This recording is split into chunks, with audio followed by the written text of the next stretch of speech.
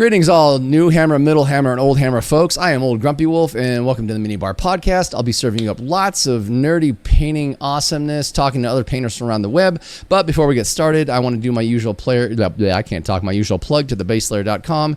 Thebaselayer.com is a social media site for miniature painting. There's just miniatures. There's no weird ads from Temu. There's no pictures of, or there's no posts of people posting pictures of their kids. It is just all miniatures all the time. You can like, you can share, you can comment, and yeah, it's a great site to be at. It's really blown up, and yeah, check out thebaselayer.com.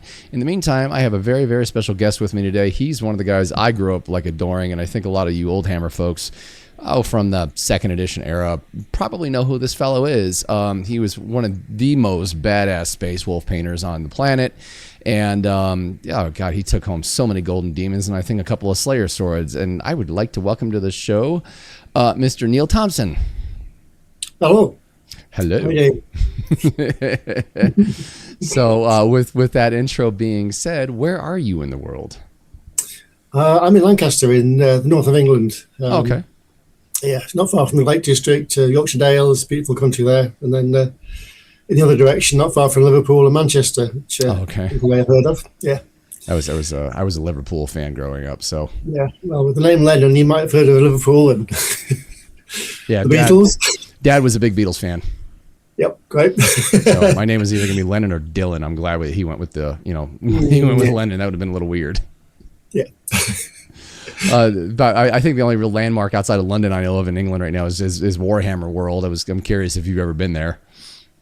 I've been to the studio a few times, but not since they opened Warhammer World. No, I've been in Bugman's Bar, which is cool. I think been there a couple of times. But no, not since they moved Warhammer. All the exhibitions in there as well. So where the old studio was, did they actually have Bugman's Bar there? Very old studio. No, that was near the castle. That was the other side of town, really. But no, they moved to the big headquarters in Lenton, and I think pretty much as soon as they opened that, they had like a gaming space, and they had the bar. Yeah, I've always been kind of fuzzy on like exactly what transpired with like the opening of Warhammer World, if the current location is the original location, if that was the only location. And if I remember correctly, though, Bugman's Bar was there when they opened Warhammer World. Like that was like one of the first things they did. Yeah. I think the building might have been built for them. But yeah, the original studio was in the centre of Nottingham, and it moved to another one, really nice one actually, just by the castle in middle Nottingham, and then they moved out to the suburbs basically. Oh, okay. Lenton area, yeah. I mean, hell, with your status of what you did in the '90s, man, you show up at the studio, they should like have like butlers at the door opening that thing and rolling out the red carpet for you. Yeah, they owe me a sword. You took Slayer swords, didn't you? Yeah, I was kind of joking. I took a sword, but in '94, I think, they didn't give a sword at all. Really? There was no sword, yeah. But what did they do? Give you a gift basket? Oh no, there were sort of prizes of like free miniatures, that sort of thing. But no, and then only years later, like 15 years later, I think, I found out that I'd been retrospectively given the status of Slayer sword winner. Oh, okay. But I never saw the sword. Yeah. So you were a Slayer sword winner, and you took two swords or just one? No, I was a Slayer. I won in '96. Okay. And there was no sword in '94. And then years later, I found out that they decided that I had won the sword in '94. So you should have a matching pair, but you don't. Yeah, exactly. Yeah. You're like, I need to finish that. I need to finish that wall decoration. Can you send me the other sword? Yeah. I'll take an axe. Yeah. So I was talking to a guest, and I forgot who it was. They said something like, "There's another competition over there that like you win an axe." I'm not sure if there is now. I think at one point there was the Marauder axe. Okay. Vague memory of that one. Yeah. But that was for Marauder Miniatures, which became part of GW. So yeah. Oh, that'd have been cool as hell. Like when a Slayer sword and a Marauder axe just clink on the wall. Yeah, probably someone did. Yeah, I've actually always been curious at how heavy that sword is. It's a different sword every year. Yeah. Mine was actually kind of weird. It wasn't a fantasy one at all. It was English Civil War, the real thing. Made by Wilkinson Sword, who make real swords for the British Army. Yeah, it's sharp tip but not blunted edges. Well, yeah, I've seen people like when they win, the stage staff gives the Slayer sword winner like an actual like chainmail glove so they can hold the actual blade part. Yeah, but I think most of them nowadays, and at the time, apart from mine, were like a fantasy sort of style, the curved guard and spike. But, that were me. I just hold the blade part with my hand and start bleeding. Be like, blood for the blood god. Absolutely. Yeah. So to actually get the show kind of rolling, what got you into the hobby so long ago? It was a long time ago. My father told the story that he was working away in 1975, and he came back with a gift of a crane, like a tower crane, not a meter tall, probably about as big as I was at the time. I wasn't interested, but a little figure came with it, and that was my favourite toy for a long time. And then, later on, I did the usual Airfix kits, which you may have heard of. Yeah, so it's fighter jets and that sort of thing. I remember doing I don't know which jet it was. I think it was a Gnat maybe, and I put the fuel tanks on top of the wings because it looked better. So it wasn't even then. But no, my first exposure to Games Workshop was 1985. Oh, wow. Yeah. Just got into Dungeons and Dragons, the red box set. Dungeons and Dragons, not advanced Dungeons and Dragons as it was at the time. And then that was probably the Christmas, and I went to my local model shop. Came away with an armored orc, White Dwarf 61. Oh wow! Yeah, double digits. And the Citadel Compendium, which is the very first catalogue. Don't know if you ever saw that, but that was really very well done. Yeah, no photographs; it was all sketched. Oh, and so I remember some of those ads and seeing like advertisements to miniatures. They actually drew them out instead of taking photos. Yeah. Because they didn't have figures out for long in those days. They just till the mold ran out, and that was it then. So they just did a sketch, and they could do a slightly different version next time. And you never quite knew what you're going to get. So that was good. Yeah. Oh, I mean, just since we're on the subject of I don't know, older things like that, when I was at Golden Demon over the weekend, and I mean this isn't coming out until I think like December or January next year, so people go, "Wow, Golden Demon in England." No, when I was at Golden Demon, there was a booth that we went to, and that's where I got all that. Oh, I don't think did I send you the Old Hammer stuff I scored? Yes, you did. Yes. So the sneaky beaky box and all that. Yeah. Okay, is it RTB 15? I got an RTB 15 box, two RTB 15 blister packs, a blister pack of full blister pack of Rogue Trader decals, RTB 01 sneaky beaky box, brand new.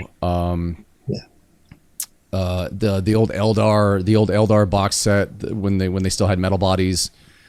And I think that was the RTB 06 box. I forgot what it was. And then my gal bought me the old space, the epic scale. It was a Battle Force set. It was sneaky beakies with Rhino, sneaky beakies with Land Raiders, Eldar with grav tanks, and then Orks with battle wagons. Yes. Yeah. And that the really old. So the whole initial point of the topic was they actually, I think Games Workshop in the early '90s, early mid '90s, they had a God, what the hell was the name? It was a fantasy game. like Battle Force. No, not Battle Force. I've got some of the miniatures from it. It came with a something Quest. I think it was. No, it wasn't Hero Quest. Oh, okay, right. Right. I know. I mean, people commenting. I had the name in mind and just went. Pfft. But yeah, they had like 2 brand new ones of those. I think they wanted like $200 or $300 a box. And that's about. I remember seeing some supplements for that even in the 90s. So like some of the miniatures were hand drawn instead of photographed. Yeah, I have it. Yeah. Uh-oh. Yeah. We got Neil digging. That was the second one. Yeah, first one's that one. Holy crap! Too bright. That's an old one. Yeah. I think the oldest catalog I've got is. That's the oldest one I've got. 91, I think that one is. Yeah. Yeah. Oh, yeah. Eldar Guardians. That was the RGB box that I was thinking of. They're all hand drawn. Oh, wow. Yeah. Very good. Very good. It's funny. My the local store I go to called War Room. They had a stack of old magazines they were trying to get rid of there, and there was an old White Dwarf. I think it was it was in the double digits. I think it was like 60 or 70. I saw it. I was like, whoa, that's an oldie. Yeah, I've got that behind me here. Oh, jeez. Yeah, I've got. Yeah, I'm not quite sure what the earliest issue of White Dwarf is I have. It's in the, I want to say it's probably in like the 130s to 140s. Okay, so you didn't see the Eldar launch when they did that first Aspect Warriors. That was 127. No, a lot of my really old copies before I actually got a subscription, they were just kind of here and there. Like whenever I'd go to the hobby store I went to at the time, it was called Triple J. I would pick up issues of White Dwarf, but it was really spotty in how many I had. And then I don't know, like around I think 7th or 8th grade, my mom got me. She had me subscribe for a couple of years, so I got them on the regular. And when I was talking to 80 Wood, we went over the whole transition from traditional White Dwarf to Fat Dwarf. Yeah. And Fat Dwarf was when that was really my time in it in high school. Yeah. Okay. Nice. Yeah. And that's. It's just, I mean, it's the amount of people I met over the weekend, plus now sitting here talking to you, it just blows my mind that like, it's like, wow, I'm actually talking to like this with you, especially. It's like, wow, I'm actually talking to somebody that I grew up just absolutely idolizing his painting. I mean, every time that Golden, you stopped participating for a while. I didn't see you place it anymore, but I mean, for a good couple of years, it was always like, oh, is Neil Thomason going to be in here? Right. Okay. Sorry. Oh, no, it's fine. Yeah. I used to sit around and just completely besotted by the stuff that you painted up, and I'm like, how the hell is he not working for Games Workshop? Did consider it. Yeah.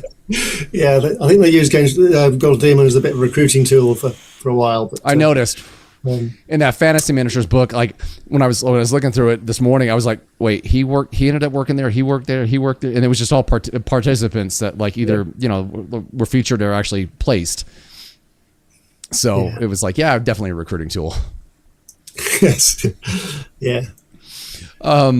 With you getting into the hobby, did you when did you really start getting into 40K and what we all knew you for was Space Wolves? Yeah. Well, I was with 40K from the very start in '87 when it first came out. That was a very different game. It was more of a role playing game, really. I never played it, but looking through the rule book, I'm like, wow, this is like futuristic Dungeons and Dragons. This is like Rifts. Yes, yeah, hundreds of D100 tables and that sort of thing. And everything was randomized. You couldn't really choose much. It was just you will get this. Yeah. But it was good. And that was the only time I really played it. When it was Road Trader. By the time second edition came out, it was more of a battles, I suppose. Proper armies, really. I'd moved on to just painting by then. Yeah. When the Space Wolves came out, I'm not really sure why I was drawn to them. My father lived in Norway, so I had the connection to the Vikings and that sort of thing. So maybe there was that I could bring Space some wolves. imagery. Oh, you mean Space Vikings? Yeah, well, yeah, we don't say that. We never say that. No, I was certainly more drawn to the Norse in space idea than literal wolves. Yeah. Yeah, my headcanon, Wolfen don't exist. I didn't go that way. Yeah. I'd seen your wolves like back in the Golden Demon days, even the stuff that you got on your Instagram now. Like, what was that push to really get into the conversions that you did? Your conversions back then and even still, like, they were just phenomenal. That's a good question, really. I don't know. I love Jez Godswin's work. We always have, always will. But sometimes they were a bit static. Well, he's forced to do quite static poses. No, Stormcaller, it was just arms out the side. Yeah. Because that's the nature of metal casting. And I could see that if I cut that arm off and turn the head a little bit, it would just be more dynamic. So I should start doing that. And as I said, a bit of knowledge about the Vikings, that sort of thing. I could see what the details I could add to this or whatever. So I just added my own little flavour to some of these things and took away the things I didn't like, perhaps. Yeah. Yeah. Well, I've talked to quite a few guests about conversion work and whatnot, and I think it was 80 I was talking to about it, but the thing I really enjoyed about your stuff and still enjoy to this day is that, like, the conversion work that you did that looks like a miniature that Games Workshop would have produced, like a variation of the mini itself. And, I didn't want to. Didn't want to take away from the original design. It was just tweak it a bit, and it's very important to make it look lifelike. There was a I forgot who it was. I think it was in 24 possibly. There was I think it was a Golden Demon first place winner for 40K. I think he might have taken Slayer Sword. I don't know, but it was one of the more modern orc kits they brought out, and his work really reminded me of, like, your level of conversion work and what it means to properly do a conversion, because, like, the whole thing, the orc itself, like, you could tell the kit came from Games Workshop, but the way he converted it and what he did looked like an off-the-shelf model. I mean, there was extensive conversion work going on, but a lot of it was really subtle. He changed the weapon a bit. He added a few details to the orc. I think he might have changed the face a little bit or something like that. But it literally looked like an off-the-shelf variation of the model that they offered. And it seems like that kind of conversion work is, like, the best work, because it's like, no, this, what you said, this goes with the aesthetic of the model, the design language of the model. It's not too over the top. It's not like, okay, this guy just went balls out and his bits bin. Yeah. Do you remember if it was US or Europe? At the time, I think it was Europe. You're on Golden Demon Compendium, aren't you? I am. Yes, just pulled it up there. Yeah. UK. It's an orc with a giant weapon. 2000. Oh, it was 24 or 25. Oh, okay. Right. Yeah, it was in the last 2 years. Yeah. Oh, there we go. Spiel. I like your green Totoro shirt. Yes. Yeah. There's been a. Did you find it? Was it the fantasy one? No, fantasy, it was 40K. 40K, okay. No, I don't see that there. I'll have to have a look at my leisure.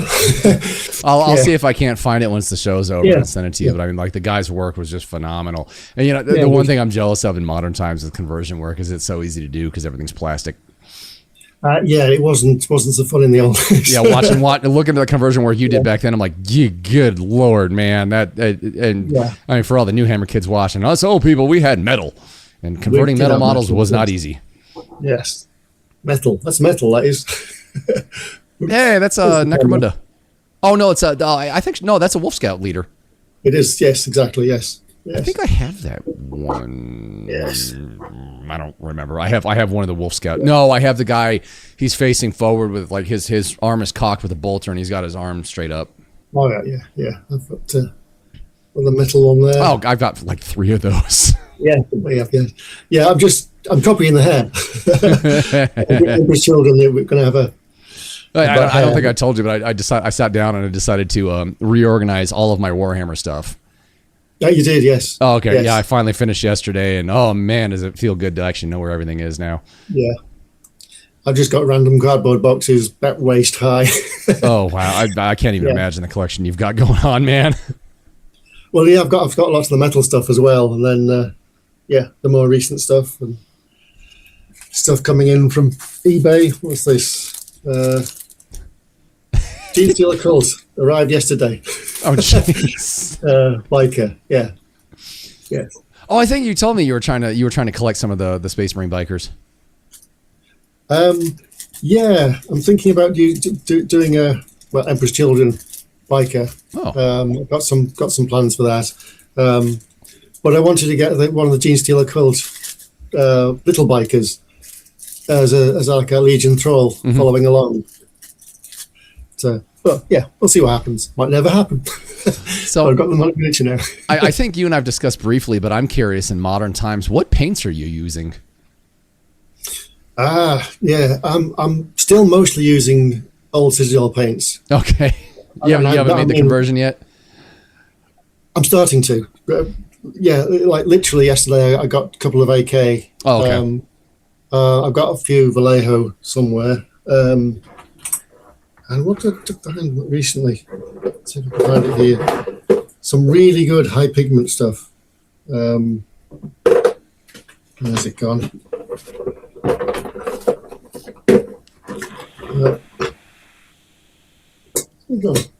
Seems to have fallen down the back here. Don't know. Oh, there it is. Found it. Yes. Yeah. Just says colours. Okay. Pure pigment acrylic by Picasso Models. It's Italian. Oh, okay. But it's very high pigment. It's very good stuff. Yeah. Yeah. Very opaque as well, which is good and bad. Yeah. I don't know, what do you think of the paints now versus what we had in the 90s? They're different. Yeah. They are very different. Yeah. I still haven't quite taken on all the contrast and shade and base, the new way of doing Citadel colors. Well, the modern Citadel colors are just like they're set up for ease of use. Yeah, I suppose, yes. And there's people that get really good results out of them, but I don't like them. I don't like the acrylic medium. It's really gelish. But the modern system for Citadel is nothing like what we had. I mean, they didn't start introducing that whole like base layer system until the late 2000s when they came out with the foundation paints. Right. Yeah. So I'm still basically using what probably now called base colors, foundation colors maybe, and I would prefer to use inks. Somebody just came out with inks. Oh, I forgot who it was. I think it's AK. Right.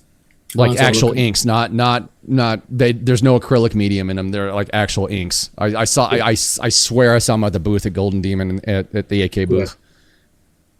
Yeah. I will have to find that because if anyone looks on my Instagram, one of the first piece I painted since I got back into the hobby was Plague Bearer. And I took about 4 goes to get the skin color right because it just wasn't working. I put the base color on, highlighted it, put the ink on it to get the vibrancy and the shading, and it dried in the wrong place. It left the shadows empty and filled it, all the color went to the highlights. What'd you use with it? I forget. It was a couple of years ago now. All right. Was it like a Citadel shade or a Citadel contrast? It was probably a Citadel contrast, I imagine. Contrasts are a little wonky. You have to water them down. Basically, the biggest difference between inks from our time when we were young and the contrast and shade paints now is contrast and shade paints have acrylic medium in them. And shade paints are basically, they're like glazes, but they are so loaded with acrylic medium that you got to be really careful. They'll clog detail real fast. And then contrast, what I suggest, and you'll completely understand this, is with contrast paints, there's a lot of pigment in them. They're very similar to inks. They still taste the same. But water them down and do multiple layers of coats. Basically water them down, break down the acrylic medium, and layer in multiple coats. Yeah. And it was weird. It seemed to like forming a tide mark, and on the last part, last part that dried, it left the colour. So it wasn't ideal. But I've still got the old inks. Oh my God! Okay, so kids watching this, Citadel did make dropper bottles at one point in time for a very short time. Yep. Inks. Yeah. Yeah. When did they have? So when I got into it, those weren't even available anymore. They'd switched over to the old cylinder pots. So, what? Those are like late '80s. Oh yeah, I imagine so. Yes. Okay. Yeah. And they came there. They was cool. Like I remember the ones seeing them in the old like fantasy miniatures and some of the old painting guides. The bottles, like the labels were silver foil with black ink on them. That's it. Yeah. Yeah. Yeah. Oh, the good old days. Yes, I know. Yes. No. Suggestion with AK. AK paints dry really fast. So constantly refresh them with water, or like rinse out your brush after a couple minutes and then reload your brush. Yeah, to try that. Yeah. Yeah. I'm starting to get used to it, and I'm starting to pick up some AK paints and Vallejo, that's the thing. Yeah. I'll find my way around it. If you can get your hands on them, you should be able to now because they have European distribution. Try Pro Acryl. Yes, I've seen them available. Yeah. You'll like Pro Acryl. They're white. Actually, I was talking to the owner of Pro Acryl at Golden Demon. He said that the first paint they started with was their white. Like he was making this, like he hated every white on the market, so he started making his own.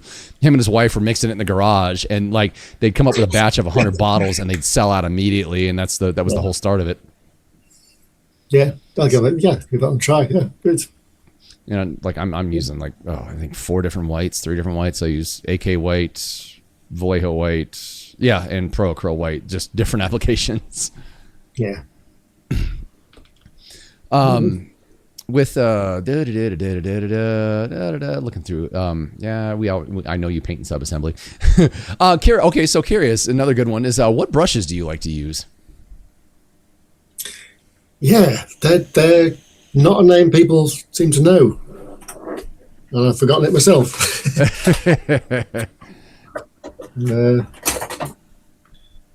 It is, Javis, it seems. Javis. Pure sable, made in England, apparently. But they are really good. I have got some Winsor Newton and big name ones, but I don't use them so often. I've got one here, the Winsor Newton Cockman, which is they're not so good. They're affordable, but they're not very good. Sorry, Winsor Newton. I've been really hesitant about trying Winsor Newtons and like the higher price brushes, because it's like I don't want to spend $20-$30 on a brush just to find out I don't like it. It's like, great, I should have just lit the bill on fire. Yeah, no, they're really well spoken of, and but just for putting just the paint on the miniature basically is just big areas. I wouldn't bother with them, but for the very fine stuff. Oh, what's it? Well, this was Raphael. Oh yeah, I think everyone knows Raphael 8404. That's a big name. So yeah, I've got one of those. But no, I always go back to Javis, or how it's pronounced, because it does the everyday, just putting the paint on, and it also holds a good point for the fine detail. Because I haven't found many brushes that do both. I just started using Vallejo's Pro Modeler brushes, the 0 and the 1, And the one is now like it's officially become my workhorse brush. I beat the hell out of it with the last 6 miniatures I've been painting, like deliberately beating on it. Oh, it's held up like 10 times better than a Citadel brush. Yeah. I don't go much below a 1. It doesn't seem.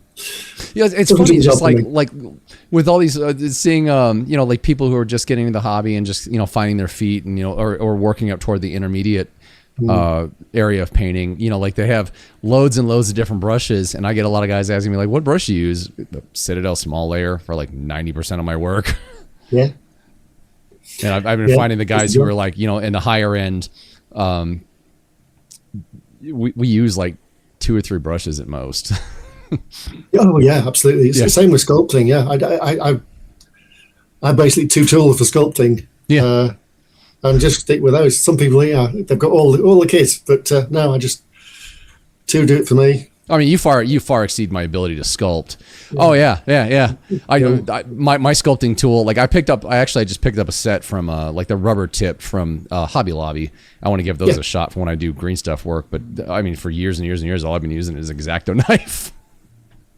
Well, yeah, I've got a knife and I have a pin, a propelling pencil with a pin in the tip.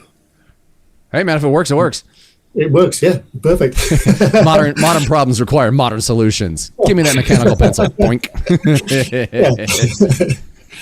Yeah, it's good. The funny thing, like last night, I was I haven't sent them to you yet, but the Ultramarines that I did for Golden Demon, the base that I built for them, that was temporary for them because I've got 3 more Ultramarines I need to paint and then move on to Dark Angels. But that base was meant for a squad of RTB-15 Blood Angels I painted up, and when what I do for magnetizing slotted bases is I'll take a Dremel tool and actually Dremel out the slot in the middle, so I can put so I can glue a magnet in there.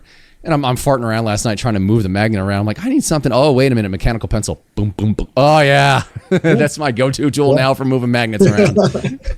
Yeah, perfect. It's like whatever's in your paintbrush cup, like just like random tools. You're like, oh yeah, whatever. Oh, I should have used you years ago. Well, whatever. Yeah. I've been curious about talking. Like I've talked to a lot of older painters from the 90s and the 2000s and whatnot. And I've been curious with you. Have you managed to keep most of your models that you painted up in the 90s and even the 80s? Oh yeah, pretty much everything. Yes. Yeah. I've lost a few over the years or given them away to family members and things. But no, the only one I really miss is Space Wolf Dreadnought. I don't know if I ever saw that one. Would have been? Did you enter that in Golden Demon? Oh yeah. Okay.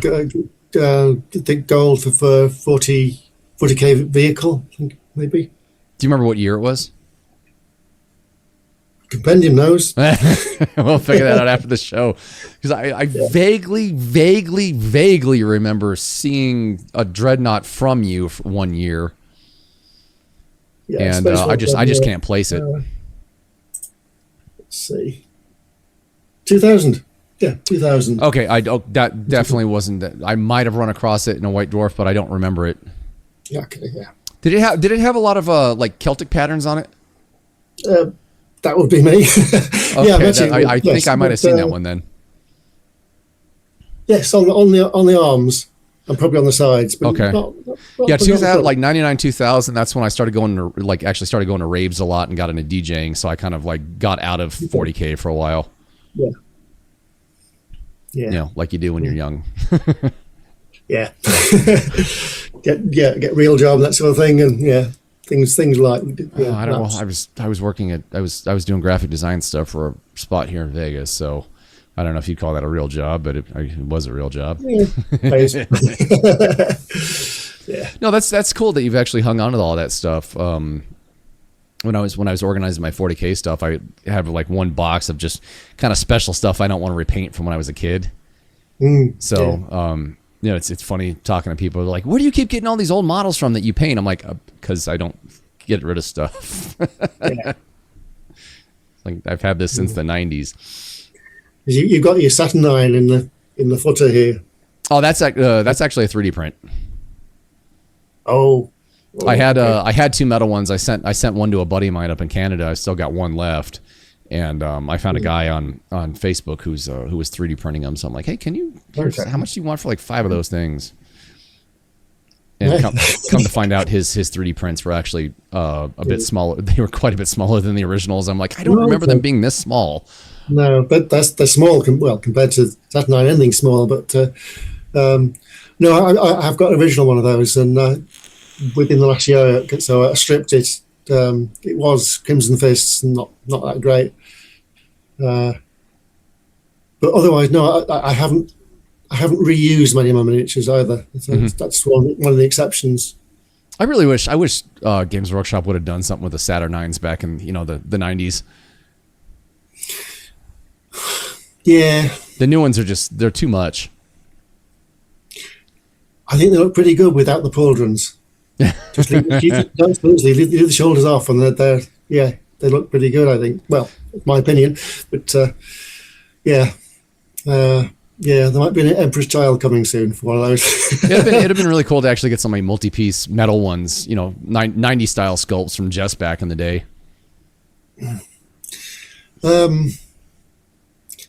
Metal multi-part gets I start twitching because they're well, so I mean, hard. like how the Terminators were, how they the multi-part, the body, the legs, all one piece, and then the arms were separate pieces. If we could have gotten something like that for the old Saturn 9s in metal, I think that would have been cool.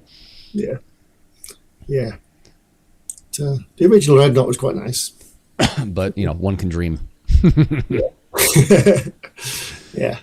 Looking at across from the Sherwood Games where I found those all those old box sets, there was another giant GW shop. They were selling they had boxes and boxes of modern stuff, and there was a Warlord Titan, a modern one, staring me in the face every time I turned around from Sherwood, and I'm just like, I want you, but I don't want to spend $110 on you. No. It's the modern one. It's the modern one that they recreated to look similar face wise to the old metal ones in Adeptus Titanicus from way back in the day. But I keep staring at it. I specifically want to make it a Deathbringer, and I want to remake it like the one I did with the 2 autocannons and the 2 missile launchers. And looking at, you have to buy all those weapons separately. They're not in the box. Oh yeah, yes. And looking at all the weapons on GW's website, they're like, it's going to cost me another $50 or $60 just to get the weapons plus the model. So I'm looking at $180 total for the model I want to put together. They know what they're doing. Jeez. Yeah. Oh, neat thing. While I'm on the subject of it, at Golden Demon over the weekend, somebody actually had in Horus Heresy, they had a full 40K size Warlord Titan in the case for judging. $3,000 model. Yeah. Yeah. It was absolutely plus freight or whatever. It was absolutely gorgeous. But I'm looking at it, I'm like, I would never want to paint one of those ever. No, it's too much. Yeah. Absolutely. No, I've never felt the need for the really big ones. Yeah. God, there's just things I want to ask you about the 90s with your painting and stuff, and I'm just kind of drawing blanks. What was okay? So I mean, you started doing Golden Demon in the late 80s? I started entering in the late 80s. Yes, yeah. But at that stage, it was just go to your local hobby shop and submit it. Then they judged it there. Mm-hmm. And if you qualified, you went to the finals. Really? Yeah. Oh, wow. It wasn't open entry on the day. Yeah. I think if you qualified in the regional heats, you could take different miniatures to the finals. Mm-hmm. It didn't have to carry through, but we had to qualify to go there, really. So, so I was entering until each year, I think from 89 maybe. Oh wow. And then my first win was 93. Okay. And then every year after that until 2001. Yeah, I think 93 or 94 was like when you came on my radar on through White Dwarf. Yeah, that was the first Space Wolf. Yeah. 94 was the second Space Wolf. what was the year that you entered with the Null Stormcaller that you did the conversion work on? You gave him like a like a staff blade. Yeah, that was 96. Oh wow, okay. Yeah. And then you did a Ragnar one that you never entered, or I think it's on your Instagram.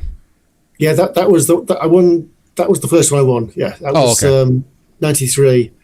You're right. Stonecaller was 94. Yes, and then the Wolf Priest was 96, which is probably my favorite of the three. Yeah. And I'm assuming, like, because I got out of it, my subscription ran out, and my mom never resubscribed for me. Did you continue to enter Space Wolves throughout your Golden Demon stuff, or did you start mixing it up and doing different things? I was doing other stuff at the same time. Okay. Yeah. You also placed a lot with Epic. Yeah, Battle Force and the Titan. Yeah, 'cause I remember the Eldar that are on your Instagram. You entered those in Golden Demon, didn't you? That's right. Yeah. Yes. Yeah. That was. I'm gradually building up to the whole of that entry for the Battle Force, and then separately did it a couple of years later. I did a Titan. But Space Wolves, yeah, I did the three characters. Then I did a Wolf Scout Squad, which you've probably seen. Then I did the Dreadnought a few years later. But otherwise, no, I did quite a variety of things. You obviously know me from the Space Wolves. My first love are Eldar, so yeah. That actually seems to be kind of a thing. I don't know why. Like I like Eldar a lot. I think they're like, especially Justice old models. I think they're great looking. But those old epic scale Eldar that you did were just. The grav tank that you have, the conversion that you made, like I remember seeing those in white or in Golden Demon, and I was like, God, those are phenomenal. Now actually getting to see them like, up close to where you can zoom in on the screen.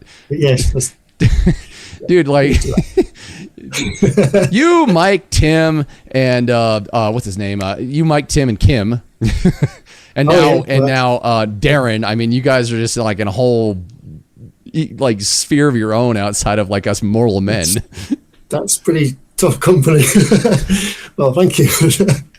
Well, I mean, growing up, like I didn't know that Tim Proud did the majority of the box art until I talked to him about it, and until I really started researching him, and I talked about, we started talking, and I asked, you did all the box art and da da da da.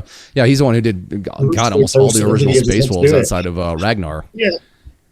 Yeah. And so I mean, you Tim, Mike, and you as a kid, I mean, you guys were like my absolute hugest influences on the way that I paint now, and the way I painted through my whole life. And it's just like, I can achieve that one day. Yeah, you definitely can. I'm not sure I can anymore, but you posted some recent stuff you painted. It's phenomenal still. I don't give yourself some credit on that one, man. No, we'll see. Well, I was thinking about it when I was not in a weird way, just deep thought in the shower.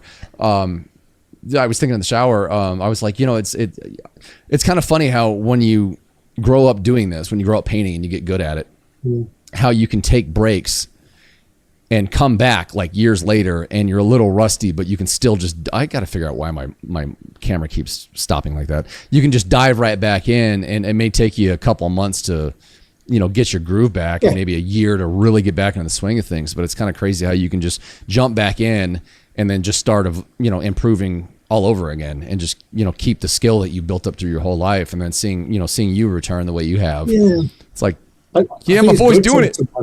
I think it's good to have some time out, get a fresh perspective. You can get into a rut, really. Yeah. I think there was an extent where I lost interest, but there's a bit disillusioned with Golden Demon because I was doing the same thing each time. Mm-hmm. I'd worked out a formula and just followed that, and it wasn't the formula I liked to some extent. I wanted to go to Grimdark a lot earlier than Grimdark was fashionable. Yeah. But it just, it wasn't rewarding, so I stuck with the formula. But there's nothing wrong with Grimbright. Yeah, true. But, no, it was the fun thing about the weekend was people were saying like, dude, like, wow, man, your model's in the case. I was like straight out of 1990s White Dwarf and da da da da. I was like, thank you. I was like, I'm Grimbright over here all day, every day. I'll just be over here and hang out. Yeah, they're really very impactful. Yeah, they jump out at you. Yeah. Like I do see some influence with like Grimbright painting in like the higher end guys that are, you know, taking first, second, and third, the finalist guys. You know, there's something, the sheer vibrancy that you have to maintain in like the higher level, you know, the placing level painting. It's similar to Grimbright, but it's worked out at a slightly more realistic level, but it's still overemphasized. And I understand why they do that. You know, they do it to draw attention to certain areas of the model. Yeah. It is an art, really. It's not just a technical skill. There's an art to it, and they're not taking like little miniatures of reality. They've got to stretch reality just a little bit. And, it's. And one of the biggest things that you know I've been telling people over the last year or so regarding painting is, you know, it's one, you know, if you're painting for competition, it's very subjective on who's judging.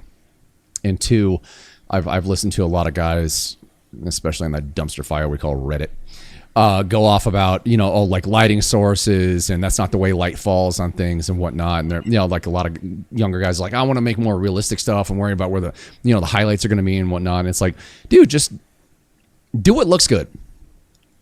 Yeah. You know, don't be overly concerned with like perfection of lighting. Just, you know, these are silly little army men that we look at, you know, make them visually stimulating. You know, that's what people want to see.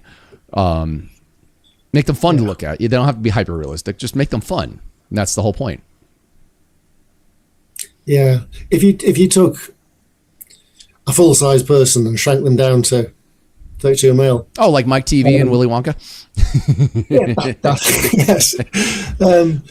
But the colours wouldn't stand out. Yeah. There'd be no separation between the elements. It wouldn't work. You've got to heighten it for the scale. Yeah. Again, looking at the images across your bottom of your screen, they've got to be a little bit simplified. Yeah. Otherwise, they just get very murky. And obviously, your style, that doesn't happen because you're very crisp, very clear blocks of colour almost. And you just got to go with that. At LVO, one of the judges, and he was the guy who said, he said to me, he's like, you're the modern Neil Thomason. I'm like, I need to sit down. But he said to me, he's like, you know, one thing I really like about your models and what makes them easy to judge is I can look at it from any angle and everything's painted, everything looks good. He's like, some people, they only paint, you know, certain areas and then they leave, you know, you flip it over and the underside is all black. And I get why they're doing that. They're trying to go with the realistic approach. But he's like, you know, your models are fun to look at every single angle because everything's done. And the neat thing of looking at your stuff now, like on Instagram, it's like, okay, I guess I'm living up to the guys that I looked up to. Yeah, good. Yeah. And it makes me really happy that you're still painting. Yes. I was out at wrong. So I don't see myself competing. Well, yet. Never say never. But I'm in it for me now rather than. Oh, dude, you walk in. You go to compete at Golden Demon, and you walk in again. They better be playing the Rocky theme when you walk up to the booth. That'll be good. It's the Return of the King. Cue the Rocky music. We'll see. Yeah. Yeah, there are guys like me out there that still, you know, really idolize guys like you, and it's, you know, it's actually a huge honor to sit here and talk to you on the show. There's this would be a good one. I'm curious about this. What do you think? How do you think '90s heavy metal Grimbright box art style compares to modern heavy metal box art style?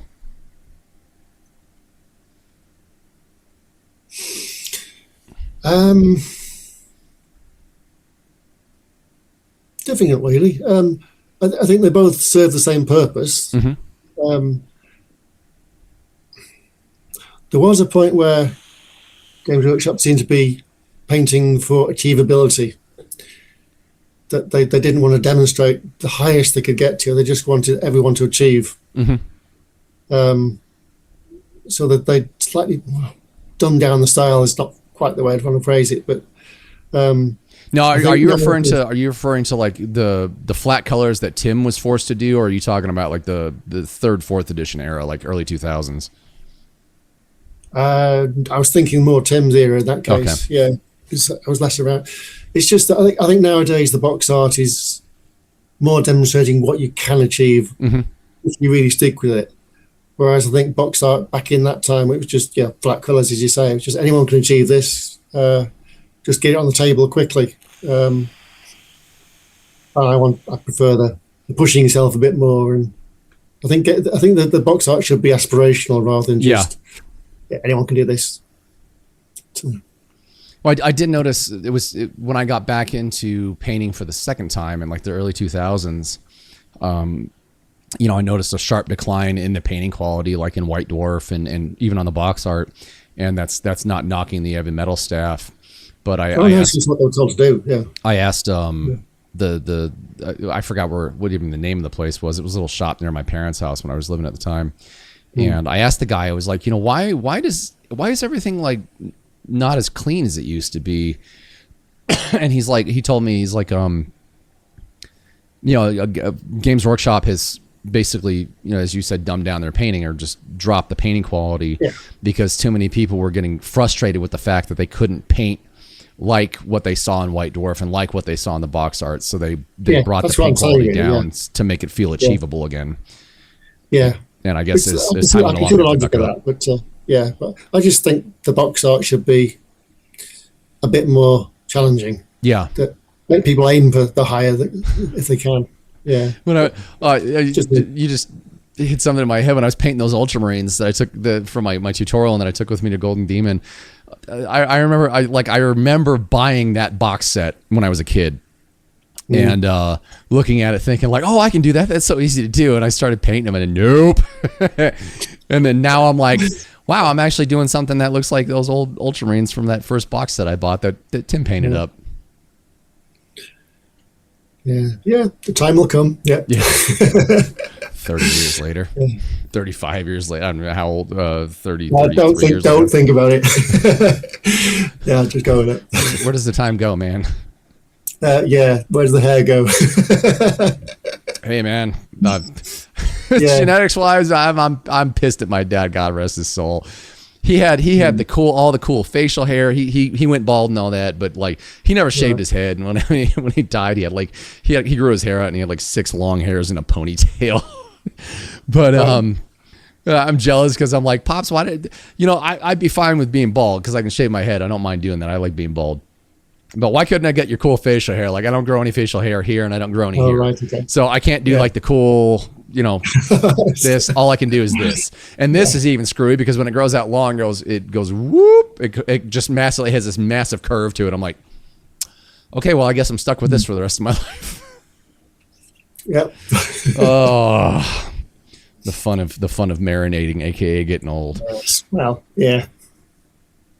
Yeah, it was kind of again over the weekend. I wish that like there were so many guys from Europe that I wish were there, like including you. And I've been like, it'd be kind of cool to run into Neil and run into Tim and maybe run into 80, and it just would have been great. But it's America. There was actually I bumped into a couple of European painters. I bumped into Lucas from Skudmar, as you saw in the video. Oh yes. Yeah. He got a second place this year, didn't he? I think so. I think he got 2 placing entries this year. I think he did. Yes, in America. But his dwarf really caught my eye. That was spectacular. Yeah, I really like that one. Oh, there was. I don't know if he. I think he made finalists. There was this guy that I follow on Instagram, and he painted up this skink, I think, or a slan or something like that. Just the smaller lizardman. And I mean, one of the few painters where like in person, his model looked exactly like it did on Instagram, just flawlessly good. I'm like, dude, I'll get there in a couple years, maybe. Do you paint for photographs or do you paint for in hand? Do I do what? I'm sorry. You can paint really well for photographs, or you can paint really well for how it looks in the hand. I'm not sure it's the same skill. Mine are just kind of both. Like the pictures that you see me post, the only I'll bring them into Photoshop so I can photo stack them so everything's in focus, and then I'll bring in the photo contrast, the photo wise, just straight out of the camera is flat. So you've got to bring in, your whites and your blacks on the levels. I'll tweak the mid-tones just a little bit.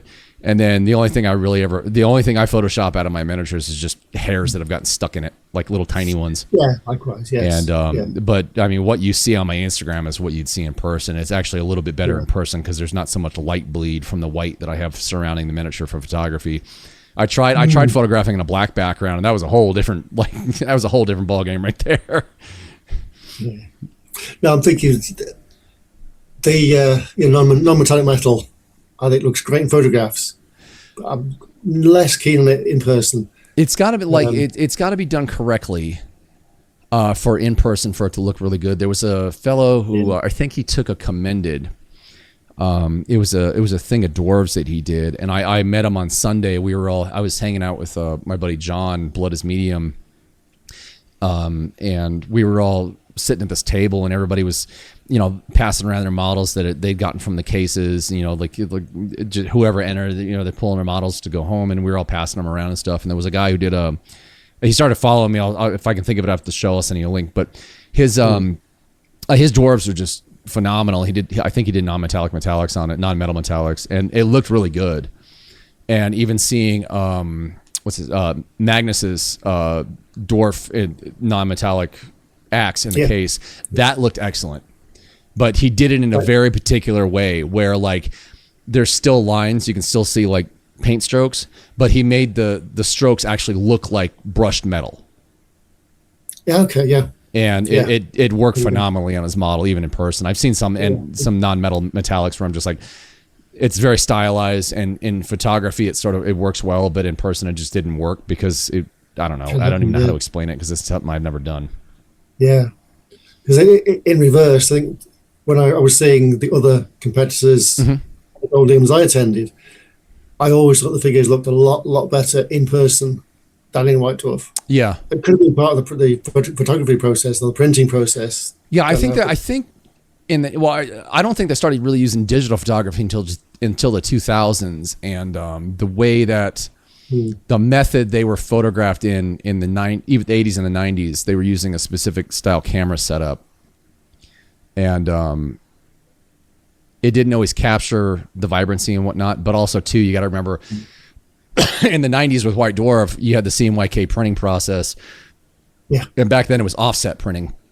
So you were really limited on how many colors could be picked up. And the reason why things were painted the way they were in the 90s was simply because of the offset printing process. Everything had to be really vibrant and really stand out. And it sort of changed. Dave Perry was telling me that like when he was there was one point where when he was head heavy metal painter for a while, him and the staff sat down with some of the higher ups at Games Workshop and said, okay, you know what? It's time. We're changing some stuff about the way we're painting. One, we're going to do a realistic wood. We're going to do this. We're going to do that. We're going to do this. We're going to do that. And the higher ups are like, yeah, fine, do whatever you want. But still, it still looked good for photography. It was still vibrant and really bright. Okay, right. And a lot of it had to do with just the limitations of the CMYK printing process at the time. Now, I mean, it's still CMYK, but it's digitally printed. So you have a lot more control over what gets printed. And you can do it, you can literally just run a test print out of the printer and like, we got to change that a little bit and tweak it. You're not setting up drums. Yeah, that makes sense. Yeah. Okay, good. So I mean, like outside of painting, what did you do through the 90s, man? I've always been curious. Kind of like, this is kind of, I think I need to add this question. It's like, what did you have any hobbies outside of that, or what did you wind up doing through the 90s and 2000s? To the 90s, to the period I was entering Golden Demon, I was doing a PhD. Oh, okay. In physical geography, basically, I suppose you call it. Yeah, contemporary geology, sort of thing. And then into the 2000s, I became a web developer, web designer. Oh, okay, cool. Well, yeah, the content side, never a coder, but the content side, and I became a web editor for a rather large site. 17 years. So you kind of got that nerdy background like I do. Yeah, went that way, yes. Being parked behind PC all the time. Yes, and it is a PC, not a Mac. Oh, with where Windows 11 is going now, it's like I'm about ready to buy a Mac. Right. Okay. Like I'm still running Windows 10. I would refuse to change. On my own, I am. Yes, on my work computer, it's I use what I'm told to, but no, I'm still using Win 10 at home. Yeah. On that one. I mean, if we're up to me, I'd still be running Windows 7. Windows 7 and Windows 2000 were like the best operating systems Microsoft ever released. Period. Yeah. Windows 2000 was amazing because it ran on everything and it was rock solid, especially after Service Pack 4. And then Windows 7 was just the pinnacle of, like, you know, I want to say Windows design. And now Windows 11 is turning into it's literally turning into bloatware with all the AI crap. Oh, that's all turned off as much as I can. Yes. The amount of data collection they're doing is just ridiculous. Yeah. But I don't want to. I don't want to get too far into computers. This is a whole different story, the whole different subject we can just spend hours on. Yeah. Throughout your life, since getting into painting, has it had a positive effect on your life? Yes. Oh dear. Well, yeah. I think it has, yes. I really enjoy it, and I'm really enjoying it now, having got back into it. I'm really, enjoy to do it for myself and go whatever direction I want. There was a time when I was painting only for Golden Demon. And I didn't find that so rewarding, really. It feels like I was doing work, really, spending dozens of hours on one little knee pad or something. And then if I won, great, let's do it again next year. Yeah, it's just in a bit of a treadmill. So we got out of it for a while. So. Yeah, I was thinking when I got back, you know, it's like it's actually kind of fun doing the whole competition level painting thing. But like I'm just running into kind of a wall right now because I'm frustrated. I've got one more free tutorial to do, which is Dark Angels. And that's going to occupy probably May, June, and July. And then I've got to start painting for LVO for October. And I'm really looking forward to start painting for LVO for October. For yourself, yes. I mean, most like all the miniatures at the bottom of the screen, those were just that's like my fun level of painting.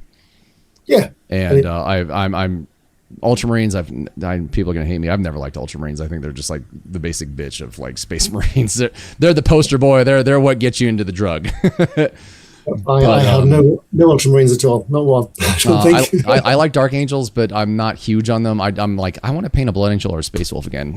So for LVO, I'm doing. Do you remember the Terminator Chaplain that came out in the 2000s? It was a metal Terminator Chaplain, and he had, like, you know, his one arm out like this, and he was holding a Crozius on his side. Yeah, pretty sure. And he had scrolls all over him. Yeah, that's what I'm painting. I'm going to paint that in chapter colors, Blood Angels for LVO. I love that model. I went a full Neil Thomason mode with the first one I bought. I ended up shaving off a bunch of the scrolls and stuff and made him into a Space Wolf. Yeah, that's what I do. Yeah, that was actually the first time I went full ham with green stuff too.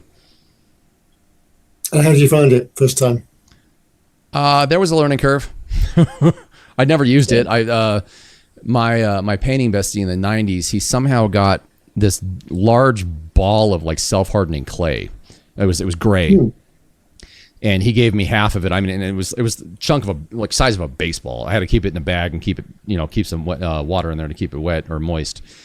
And but used the hell out of that in high school for doing conversion work, making wolf pelts and stuff like that. It was easy to work with because it was clay. Yeah. And then I was getting into green stuff. I was like, oh, why is this so sticky?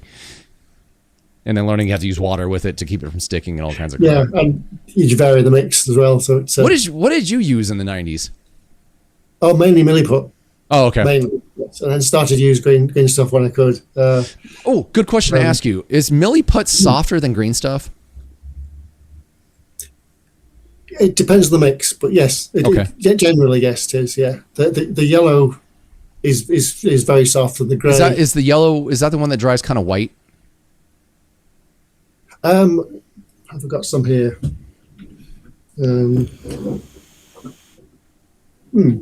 No, I mean the normal is behind. I don't know where I've put it. Anyway, it comes in two tubes. The grey one, it's called. I think it's called grey. Okay. And it comes in two tubes. One is distinctly grey, and the other is quite yellow. One's a hardener, one's the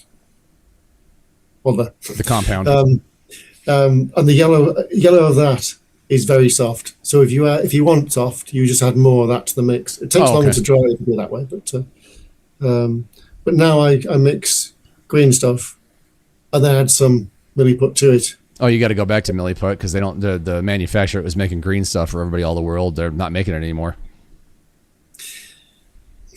Yeah,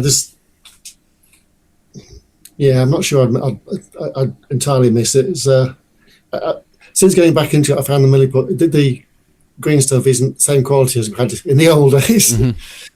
Mm-hmm. It seems to. You've got the two in the tape. Yep. And that the bit in the middle, it always perishes slightly. Yeah, it always gets like rock hard. Yeah, but I think it's worse than it used to be. Yeah. Well, the stuff I got from it's the same stuff. The stuff I got from Army Painter, using it, I was like, wow, this is exactly like the 2000s green stuff that Citadel released. Yeah, there's the milliput. Oh, okay. Yeah. So if you want it soft, you just add more of that one if you want it. Yeah, I've always found green stuff. It's really hard. Yeah. And some people are like, well, you can change the mix of it. I'm like, well, is it ever going to dry? It can take shorter or longer depending on the mix, but I always leave it a full 24 hours before I do much with it anyway. Particularly if I want to get a hard edge, I'll put it on there. Yeah. And then wait 24 hours before I file anything down, and then start again. Yeah, I've had people try to convince me that you can't file or sand green stuff. I was like, oh, that's funny because I do it all the time. Yeah, well. You just have to use, like with sandpaper, you just got to use a finer grit, like 250, 300, 400, and it sands right down just fine. Seems to, yeah. As I say, mostly I mix green stuff and milliput, and the milliput does take sanding very well. Yeah. So the combined properties, it works. Yeah, it works quite nicely. Yeah, I'll have to find some milliput here in town. I've been really curious about trying it, but the biggest question I had was if it was a softer compound or if it was the same kind of hardness as green stuff, which kind of drives me up the wall. That's why I don't like to use green stuff. I just don't have patience for it. No, I'd say it's generally green stuff is harder. In a warm room and with the right mix, it gets softer. Mm-hmm. When I say a warm room, Northern Britain is a bit colder than Las Vegas. Well, this season I've been trying to do like all of my episodes before July, so that way I have the whole season recorded. Because like the way my house is, my upstairs studio here, I've got carpet on the floor, and then I've only got one thermostat in the house, and it's downstairs. Like here in Vegas, we have centralized AC and heat. So downstairs is all tile, and that's where the thermostat is. So the downstairs is always nice and crisp and cold. And then up here it gets warm. So my staircase next to me, it's like you go up and you have a landing, you go back up. I have two big metal shop fans that I bought for summer, so it pushes air. It pushes air up to the upstairs, and it makes it about 5 degrees cooler up here, which is pretty huge. Okay. And the crap thing is, going back to the podcast thing, during the summer I have to shut all my fans off, so I'm just sitting here like my back is just soaking wet by the time I'm done. Yeah. I learned my lesson on that last year. I was doing podcasts all summer, and by the time I was done, I'm like, oh, it's so hot. I can turn my fans back on again. Yeah. He'd lost a few pounds. Yeah, right. Lose all that water weight. Good question to go along with the positive effect in your life is what is it about painting that's special to you? I think more than the painting, I like the sculpting. I'm really into that. Yeah, you're like my painting bestie. He loves sculpting. Yeah. But then once I've sculpted something, applying it in color, it's a magical moment when it starts to come to life. You've got to trust the process, as everyone says. But once it's there, I did that. It is magical. Yeah, it's good. Okay. yeah, it's just the sense of achievement, and you do have to trust the process. You've got to just go with it, because sometimes it doesn't look quite so good partway through. Yeah, it's good. No, I wouldn't want to be too negative about the effect. I found competing was stressful. Yeah. But no, I think I would always advertise painting and sculpting, whatever, as positive mental health technique. Really. Yeah. Yeah. Well, especially in modern times, because it gets you out from behind a screen. Yes. I mean, in our day and age, when we were younger, we didn't really have that problem, because you had the computer, and that's where you sat. We didn't have these things. And now in modern times, I found it's very relaxing and just soothing to get out from behind a screen and spend hours at my desk, looking at something tangible than a painting. Yeah. And another big difference from the 90s I found is contact with other painters. Yeah. When I was competing, I only met the other competitors at Golden Demon. Yeah. Occasionally phone call, but no, now it's just so different. There's a community, and I only really know Instagram, but the painting community is very strong, very supportive. I can't advertise that enough, really. I was gonna comment exactly what you said earlier, a few moments ago, about now with the advent of the internet, like older guys like you and me, we have something we never had in the past, in that the ease of contacting one another and actually staying in touch and swapping stories and stuff like this. Whereas, I think it becomes a support network as well, that people struggling, we've got each other's backs to an extent. Yeah. Mental health is, I think, a big part of the hobby now. Yeah. Always was, but now it's a bit more supportive. I think it's really interesting. Like a lot of young new hammer painters that I talk to, and people coming into the hobby, I'm like, you guys, you have this insane resource called the internet, especially Instagram, that we never had when we were younger.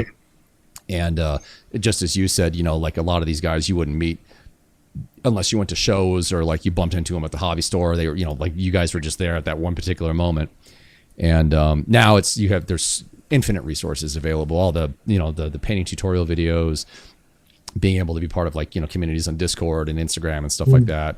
And it just blows my mind that, like, I'm sitting here talking to someone I idolized growing up, and who I still think is one of the best painters I've ever seen. Ask me 20 years ago if you ever thought I'd be in this position. Absolutely not. Yeah.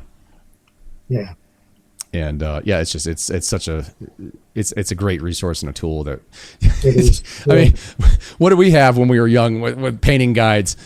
Metal model, primered model, base coated model, washed model, finished model in one photo.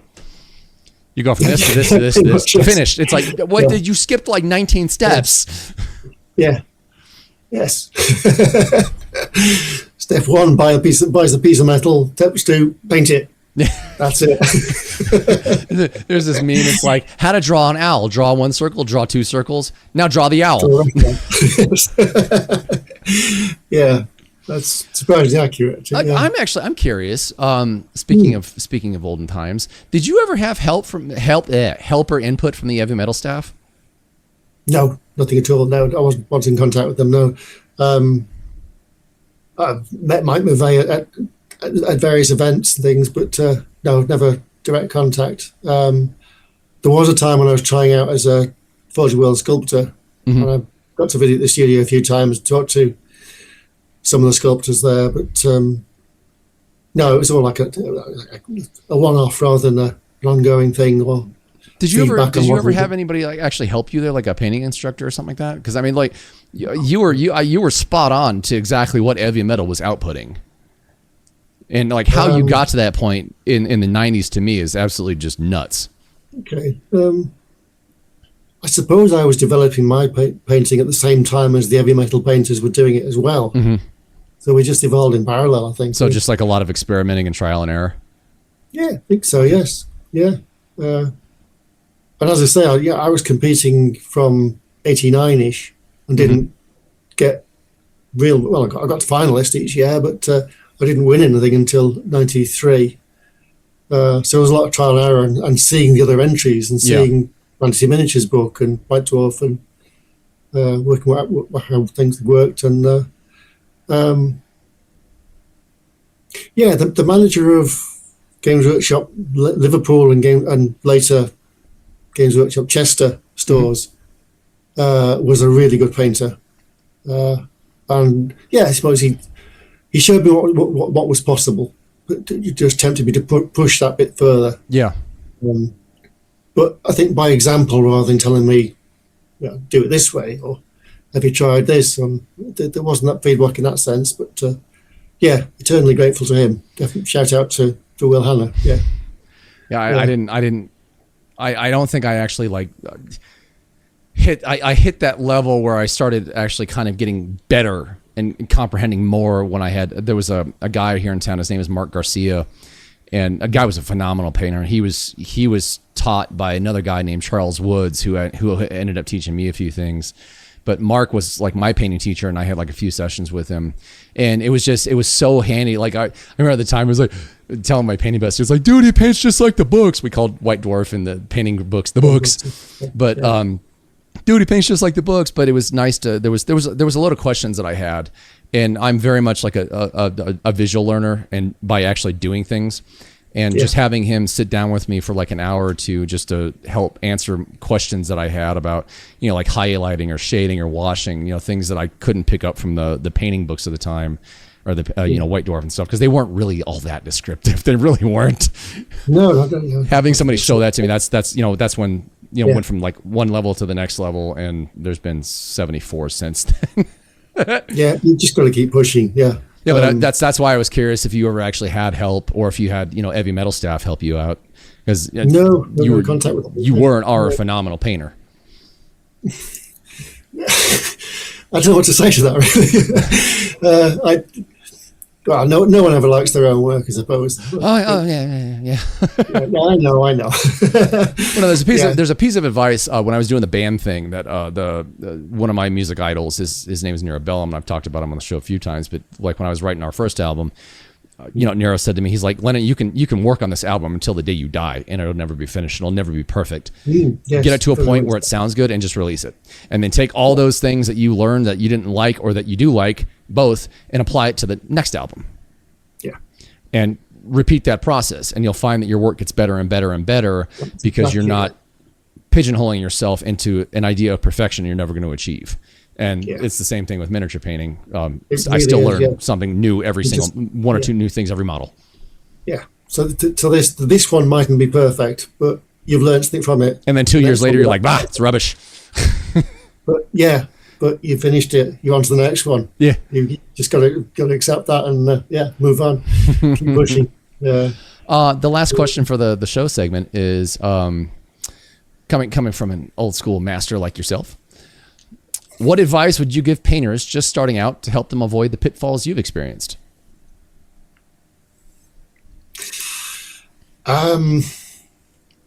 See what others are doing. Keep watch what people are doing.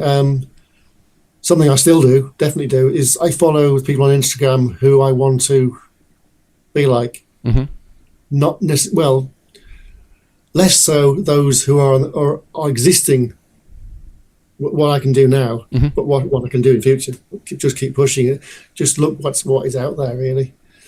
And like what you do. Enjoy, paint for yourself. Yeah.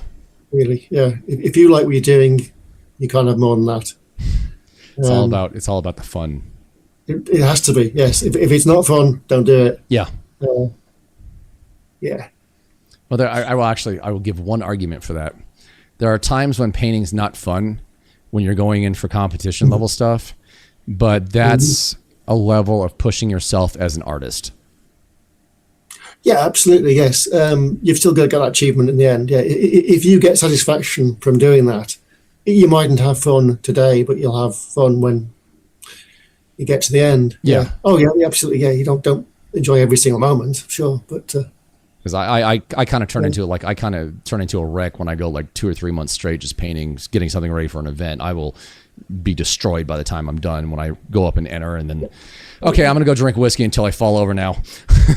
But when it's all said and done, and especially like, I don't know, 24, 48 hours after I've had time to, that one thing I was preparing for, it's done and get away from it for about 24 to 48 hours. That's when the relief and the happiness kind of comes in, is like when everything that's going like this in your brain finally starts to settle down and you're able to process everything that just happened over the last couple months. And you're like, wow, that felt good. Yeah, absolutely. Yes. Yeah. So I've been dying to do this. We're going to move into the Instagram segment because there's a couple models I want to talk to you about. And also there's models that I wanted to show people that we were discussing earlier. So the first one, because it's far down here. So this browser jumps back up to the top whenever I click on pictures. Oh, okay. So yeah, those are some of your god tier Eldar that I remember from your your Golden Demon entry. Did I? No, I don't think I did those for Golden Demon. I think the ones that won were Spirit Host, so there were Wraith Guard and Wraith Lords, and a Titan. And I think that was just my army. That was just the army I built for Epic. The fact that you painted the back of the banner, dude. The blank otherwise, it's got to be done. Yeah. I was one of those folks who just does them in black. I'm like, done. Oh wait, no, hang on, no, it wasn't these. It was the where did they go? Where's your Farseers at? Am I stupid? Pepper, don't answer that. Oh, there we go. That's what I was thinking of. Yeah. Yeah, that was in the entry. The Golden Demon. Where did you come up with the idea to convert that grav tank? Like that, they never made that. I mean, that's a conversion, and that's like one of the most unique grav tanks I've ever seen. Yeah, that's the basic one. That's how it came out of the box, and then the other one, conversion. So I built it at the back and extended the weapon. I think that the two veins in the front are from the original plastic Orks. Oh, okay. Yeah. And for anybody watching, as much as people say like newer paints are better and go on about like modern paints in general versus the old ones, we did this with the old ones. It ain't about the tools; it's how you use the tools. Yeah. Yeah, they still stand up well. Could have done more with the back of that banner. I'm getting the major itch to start painting Epic again. I bought a whole new box of the modern Epic scale Space Marine Beakies. I'm like, I want to paint these. They're much bigger than the original Epics. Yeah, they're a little bit bigger. I'm still a little weirded out by like the way the basing is at the feet. Instead of being on a circle base, it's got this like plastic nub that ties it together. But at least now you can pick. You don't have to cut it off to place it wherever you want on the thing. And this is what we were talking about earlier in the episode with your Null Stormcaller with the staff blade. Just I've forgotten where they got the blade from. Probably the original Grey Knights. Yeah, I think so. Yeah. You've got all the wolf runes in the back of the banner, man. That's so cool. I think I still have the issue of White Dwarf where you won with this guy and you painted the banner on holographic foil. Dude, that's so cool. Well, I think that works better in hand than on a photograph, obviously. But that made it jump out. That was, I've still got the stickers in town here, but haven't used them since yet. And I'm glad to see you're like one of those people who is obsessed with like highlighting every single ridge on a tube. Yeah, I'd never quite mastered doing it with dry brushing. I've got to paint them on. Yeah. It's and again, I mean, youngins watching now, they're like, oh, then you just view it on Instagram. Yeah, we didn't have that in the 90s. We had a picture of the model at actual size in White Dwarf, and that's all we got. You couldn't zoom on paper. You didn't see the back. It was just. That was another kicker is they never showed your models from the back. No. Yeah. Oh, well. Oh hell, there was a whole article I found about you in a 2000s White Dwarf. If I can find it, I'll take a picture of it. Mm-hmm. But they featured you and I think one other Golden Demon winner and talked at length about your Space Wolves and how you kind of like revolutionized what you kind of set the standard for what should be entered or what wins at Golden Demon or what was just killing it in the 90s and 2000s. Oh, well, I don't think I saw that. Not sure I agree, but I always like this. I always like this model. And the way you did it was really cool. All right, that was a really quick one. That was. Well, she was such a neat model, and when people just she was, yes, I think it's the model that you just colour in that model and it would stand out anyway. Yeah, there was some nice features. I think I mainly used that for experimenting. I don't think I'd done ice before. I hadn't done the snow leopard fur before, so just a bit of a practice on that sort of thing. That's all I did for most of these minis. Just painted what I wanted to play with, and if it worked, it worked. If it didn't, did you varnish your models? Not often. Oh wow! Not many of them are gaming minis, so it doesn't. There was no risk of. Well, not much risk of damage or sticky fingers on them, but occasionally use gloss to pick out areas that need to be glossed, but otherwise, no, didn't use varnish at all. That really comes as a surprise because I thought, like, I've been hearing more and more that like older painters, like they're just even higher up painters don't varnish their models. I'm like, oh my god, I can't imagine that. That Dark Reaper on the top left.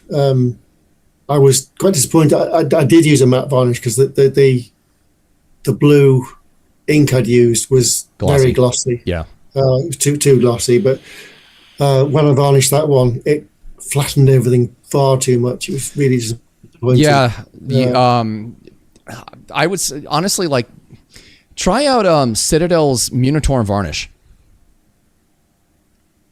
That's their modern clear coat, and the biggest reason why I say that is like it does flatten a bit. However, you don't have to worry about running into that problem where when it collects and recesses, it fogs. Oh well, yeah, I've seen that before. No, it wasn't that drastic, but. When Munitorn varnish, when Citadel's modern varnish collects and recesses, it goes glossy. Huh. Okay. Which is easy to fix. I mean, you just over it with a really quick coat and it fixes it. But I've got technical storm shield and technical hard coat. Okay, but literally only yesterday I got some AK Ultramat. Oh, okay. So I haven't tried it yet, but everyone seemed to like that one, so I'll give it a go. This is a modern figure you did, correct? Yes. Oh, absolutely. Did that? Finished that in February, I think. Oh, okay. Yeah. And you still got it, man. Don't ever doubt yourself. You still got it. Yeah, well, we'll see.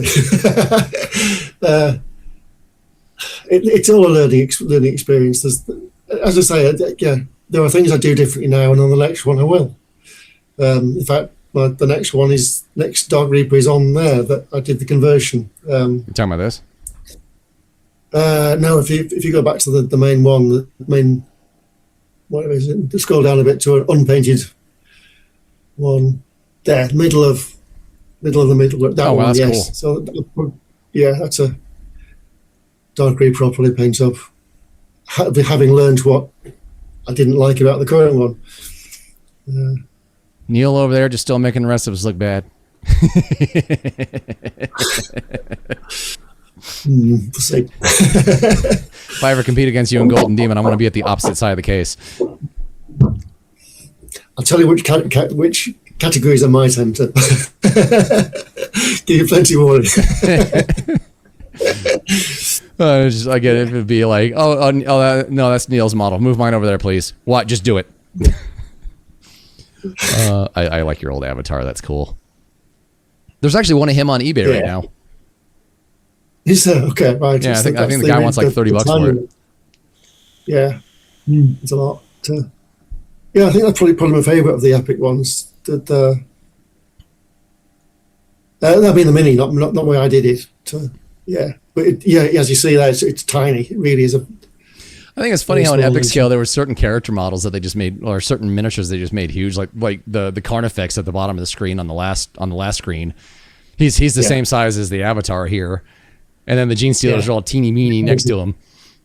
Yeah, yeah. There was a very brief period where they did much more compatible Tyranids. I really like that, but they were more in scale with the tiny termagants, that sort of thing, but they didn't look so good on the table. You have to exaggerate that a little bit to make them stand out. And I really dug this. I thought this was really unique. I mean, it's pretty much just a stock model, but it just looks really good. I like the mix of the black with the the Space Wolf gray armor. Yeah, I was just playing with it, with where you could take the basic color scheme. I've never been one for following the official color schemes. Yeah. I mean, people get on me. They're like, why do you paint your Space Marine hands black? Because it's like this high tech rubber / carbon fiber material, and also it looks better. Pretty much, yes. Oh, you can always come up with a reason for anything. Yeah. And now I'm painting for children. It's chaos. Oh wow. Yeah. Whatever, it's chaos. Just and it justify anything, right? It's chaos. I'm jealous, man. Was that a transfer you painted over, or did you actually hand paint the Space Wolf chapter or the Space Wolf badge? I think the first couple I did were a transfer, and I just got the technique. I've tried painting the Space Wolf badge, I don't know, like once or twice. I'm like, I never want to paint this thing again. I'll just use transfers. Yeah, I would recommend doing that to start with. Yeah. But I just found that whether deliberately or not, I just worked out what the technique was, and I was able to reproduce it. Well, if you ever go back to the original box art photos and look, the ones that Tim painted up, the Space Wolves, he hand painted every single badge. Yeah, I'm like, dude. I think he told me because the transfers weren't ready by that point in time. All right. Okay. Yeah. Oh, and here's the just for the last miniature. Here's the original. This is the original Primaris armor. Mark 8. That's still my favorite mark. Yeah. Yeah, I like them. I'm kicking myself. I would like to see more of them. I don't really like the arms, but well, I'm absolutely kicking myself because I think it was in. I want to say it was in 24 when I got back into this. There was a guy on eBay selling a bunch of prototype Mark 8s that Games Workshop, they pumped out maybe like 10 or 20 of them. And there was like 6 or 7 variations of errant armor. Like there was an actual sergeant model they built. There was models, typical just sculpt, so they were like, pointed sideways like that. Yeah. And they never put them into production, and I'm kicking myself for not buying them. They were like $200 for the batch of 5. And then there was like a couple of additional ones the guy had in his eBay just individually selling. And I'm like, I should have bought those. Yeah. But I found a few sculptors now on Instagram that are really into the Mark 8 armor. So they've actually started 3D sculpting their own Mark 8s. And with really great results. But yeah, that's... Yeah. Go ahead. You might have noticed, but that most of my Space Wolf characters are converted to Mark 8. No one would notice that than me. Yeah. The Wolf Lord. It was converted to Mark 8. Oh, okay. It was originally Mark 6, but yeah. And no one will notice, really. Well, we all know where Primaris came from, and Primaris is Mark 8. It's just... It's there you go. I think it was funny that they brought out the Mark 8 armor like right as they brought out Mark 7, and nothing got done with it because Mark 7 and Sneaky Beaky took over. Mark 6 and Mark 7 became the primary armors, and then they just completely forgot about Mark 8. And I have a feeling somebody at Games Workshop is like, all right, we got to refresh the whole Space Marine line. We got to make this popular again. What haven't we used? Well, we haven't touched Mark 8 armor in like 20 years. Hey, give that man a raise. Yeah. It had to be done. Yeah. The scale had been the scale creep was so bad. I think that they need to make Marines bigger. It's funny when I was at Adepticon, I went back to the Army Painter booth because I used I'm buddies with Adam, the guy, the head honcho at Army Painter. He hates it when I call him that. it was after I collected my models from Golden Demon, and another really good painter buddy of his was there, and I was like, hey, I've got my Ultramarines, you want to take a look? He's like, oh yeah, I want to see those in person. And he pulled it out, he's like, dude, this is so cool. And he showed it to his painter buddy. He's like, oh my god, they're so small. Yes. Yes. Yeah. Same with Epic as well. Epic was probably small. Oh, Epic was fun. Epic was so much fun. Yes. Yeah. Every time I paint a Primaris, I'm just like, God, these things are big. I want to try painting a new Terminator because they're huge. Yeah. I haven't done any of those yet. They're big. Yes. I mean, they're not Saturnine big, but they're big. No, they're big, yeah. But halfway to that, I suppose, is the Noise Marines. They are bigger than normal Marines. They're sort of primary size. Speaking of, I don't know why. Speaking of things that make noise in the game, have you seen? Did you see the new Goth Rocker that they came out with? Not a new one, no. Yeah, they brought a new one out. I'm just pissed that they don't have two more to make the full band like they did in the 80s. You'll just have to convert them. Ugh. I don't want to. I just want it out. I just want it out of the box. I want the whole band. I want the bassist, the guitarist, and I don't know, the other lead guitarist that they had. Yeah. No, but seriously, that's the sort of motivation I think I certainly need. That if they didn't do exactly what I wanted, do it myself. You know, honestly, like with what you do, you might want to like. I'm probably going to yell that. I don't care. You might want to like invest in a 3D scanner for some of the conversion work that you do, and 3D scan those things and make them STL files, so you know us mortal men can. I see. We'll do it that way. Well, if I'm based on GW designs, I probably can't do that, but to some extent. You know, if you're doing like old school, like old hammer models, I don't. GW doesn't seem to really. They don't seem to really go after people who are doing old hammer stuff or really heavily old hammer themed stuff. There's numerous 3D sculptors I know. They specifically work. They make like modern sculpts of specific like Rogue Trader and early second edition era stuff. Right. Yeah. And they never get dinged. No, I don't think Games Workshop even cares. I think like the guys who they're going after are the ones that are really, you know, like messing with the current IP of that makes sense. Yes. The models. Yeah. And you know, people that are making like entire proxy armies for 40K in modern times. I suppose, there's some modern interpretation of the Fran Diaz demonettes that I really like. Is it Raging Heroes do them? They're doing something new with the old design. They're taking things a little bit further. Yeah. But fundamentally, it's a development of GW stuff. Yeah. But I think, no, it's reasonable to do that. They are sufficiently different. I think there's a... Oh, yeah. Yeah. I want to find somebody. I'm trying to get a hold of Justin Ansell's wife. Oh, that's cool. That's... oops, I can't see it. Where am I going? There it is. That's Raging Heroes. That's okay. A resin print. It's not... but it's recognisably a demonette. Mm-hmm. No, yes. My biggest thing is I've been trying to get a hold of Justin Ansell's wife to discuss a few legalities, a few legalities with her, because there seems to be this really gray area regarding Rogue Trader. Because when Ansell left the studio, when he sold it to Kirby, he took all of the Rogue Trader models with him. Yeah. Outside of a handful that Games Workshop still has in the archives. GW actually still has one of the original prototype Metal Warlords on hand. They have the blue one from the book. But it seems like there's like this really gray area about legalities regarding Rogue Trader era stuff. Either that or Games Workshop just doesn't care.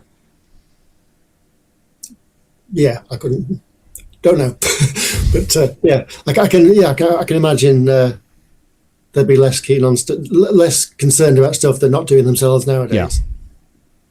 Yeah. My biggest thing is I'm sending a RTB15 arm sprue to a buddy of mine over the UK to have him 3D scan and print them for me, because those for RTB15 Marines, you get the bodies all day long on eBay, but the arms, forget it. Really? Okay, I didn't think that.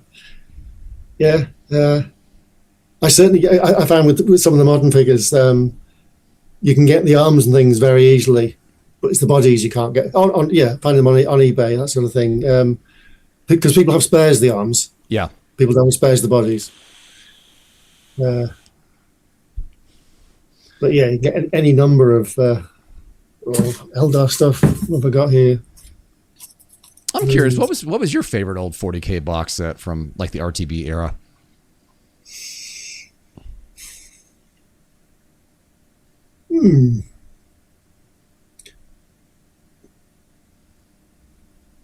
I don't remember what was in each box. Is that because I didn't recognise your RTB13 box as it happened, because I've only seen the back of it for the last 15 years. I still use the box, but it's the way it's in my cupboard. It's underneath.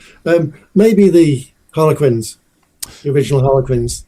I would love to get my hands on that box set. That was such a cool box set. There's some really nice figures. Yeah, the Shadow Seer was a particularly nice figure. Oh, yeah, and the cover art on it was so cool. Oh yeah, yes, yeah. But you showed me the front cover of your RTB15, and I didn't recognise that box art at all. It was that it was just that big painting of the Dark Angels that with Mark 7 armors, and two of them were for Scarface. Yeah. And I went and got my box out of the cupboard and turned it over, which I hadn't done for the last 35 years. Because it's just sat. Well, that was like the rarest box set they made. It was only around for 2 years. I didn't know that. I thought it was that was pretty much the fundamental of the range, really, wasn't it? No, that came out right at the end of the Rogue Trader era, and I think it might have been the last Rogue Trader box set. I've never heard of RTB 16, 17, or 18, so I think that might have been the last box. And it came out, I want to say it was 90 or 91, and then third edition dropped in 93? Or I'm sorry, second edition dropped in 93? Something about that, yes. Yeah. And by then they got rid of it because Jess had resculpted all the three base Marines that were in there. He got rid of the balls on the arms for the ball and socket, and they went flat. Arms, yes. Yeah. So I managed to snag off eBay recently. I managed to snag two. They were stripped, but they were in metal. Two of the multi-piece sergeant bodies. Okay, yeah. So down the left-hand corner, I now have three of them. Yes. You don't see many of them. Yes. No. And there was two leg variation. I think there was two leg variations. There was the open stance like that, and then the stance with the leg against, the heel against the other leg. Oh, running basically. Yeah. No, it was just standing there. It wasn't running. Oh, right. It was hang on. Yeah. Do I have one? This guy. Hang on. Yeah. This variation. Oh yes, I remember that. Yeah. Okay. Yeah, so I think those were the two legs that they offered as multi-piece. Yeah. I think you're right. They were very late Rogue Trader, but I had thought of them as very early second edition. Nope, they were repurposed for second edition, but not with the same arms. Yes, I think you're right. Yeah. And the thing I loved about the RTB 15 arms is there was a lot more variation to them. You didn't have to cut them and convert them. Like mind cutting, converting personally. They had like both arms, both left and right. You could have them straight out without having to convert them. Yeah. Whereas whereas with second edition, the right arm, the gun arm was either like 90 degree, or it was 90 degree straight or 90 degree across the body. Yeah. And that was it.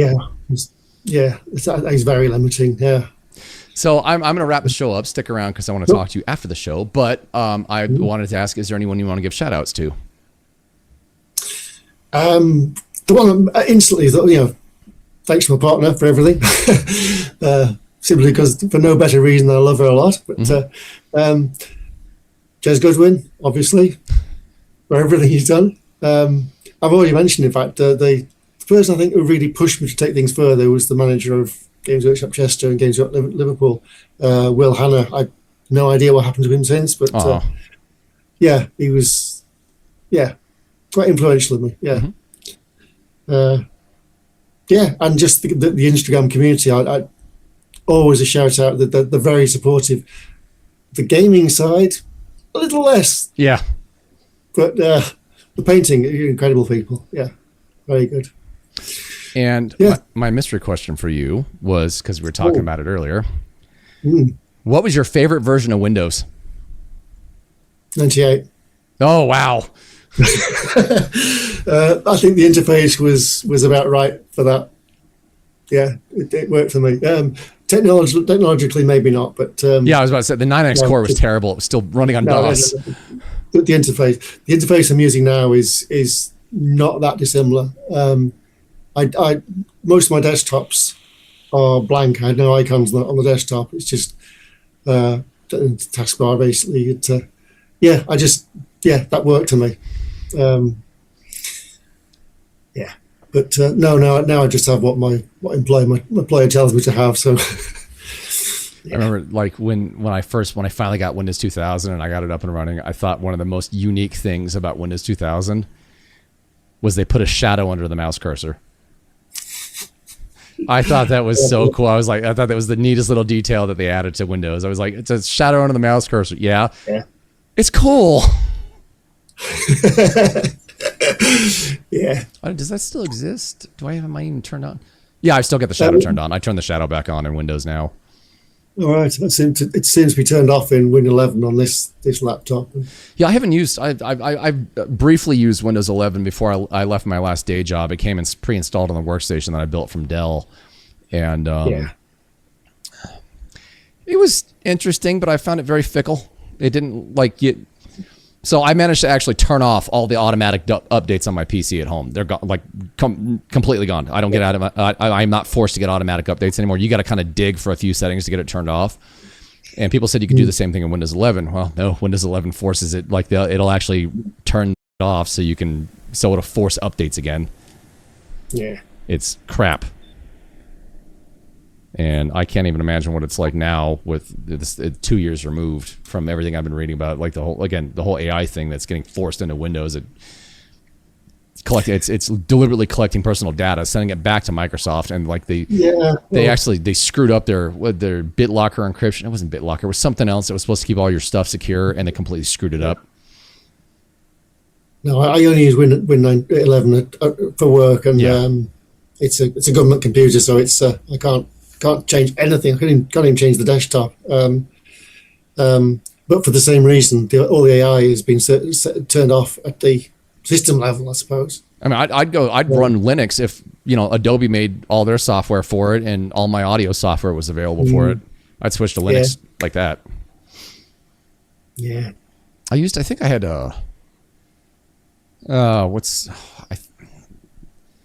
I used Top Hat Linux for like a couple of months back in like 2000, and I thought it was really interesting, but it couldn't emulate anything. Couldn't emulate any Adobe software, and it couldn't do anything I was doing on my PC with music. So I'm just like, this is useless to me. I forget which version I tried. Probably Ubuntu, was it? I don't remember. But no, it was just too much of time investment to learn anything else. Yeah. So, no, I took a Unix course in college, and it was interesting. It was I was kind of digging, actually, like just working from a command prompt again. Yeah. And real work, yes. Yeah. I think I was using the Corn shell. There's not a whole lot of difference between, I think, Corn and Born, but there was some slight command differences. Yeah. But I'm going to wrap the show up and stick around. Like I said, I want to talk to you for a little bit afterwards. But thank you very much, Neil, for coming on. I really appreciate it. It's been an absolute dream to talk to you. Like the last week has been nuts because Golden Demon, and now I'm talking to like one of the guys I grew up idolizing. So I'm going to shut this down. Still difficult to hear, but yeah. But thank you. Yes, I'll take it in good grace, and thank you. But you're welcome, man. Yes, a bit more humble than that, personally.